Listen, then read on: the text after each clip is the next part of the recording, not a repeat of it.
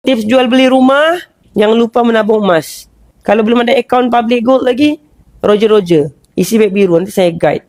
InsyaAllah. Ramai orang nanti kalau contoh kan, tips beli rumah, kalau tuan ejen hartanah, ada ejen hartanah dekat public gold, dia adalah dealer public gold. Dan yang menariknya, dia tarik orang untuk beli rumah.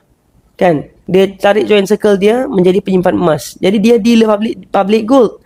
Dia juga ejen hartanah. Jadi dia ada ramai orang-orang yang berminat untuk beli rumah. Tapi orang-orang ni dia sudah educate untuk simpan emas. Sebab kita simpan emas ni nanti naik nilai dia. Kemudian kita boleh jual dan beli hartanah, deposit hartanah pertama, kedua kita.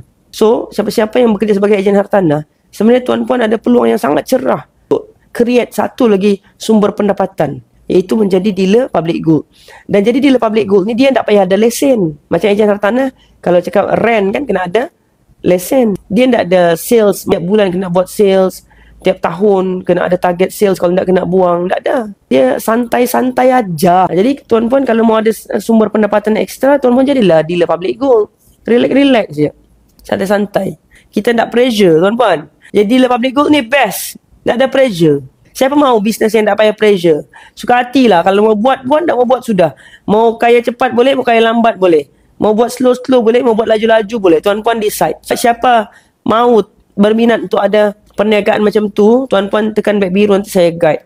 Saya sharekan macam mana, apa dia punya syarat-syarat untuk menjadi dealer public gold, supaya tuan-puan boleh membina satu lagi sumber pendapatan, yang mana sumber pendapatan ni, tuan-puan akan dapat customer yang dia repeat membeli emas. Betul.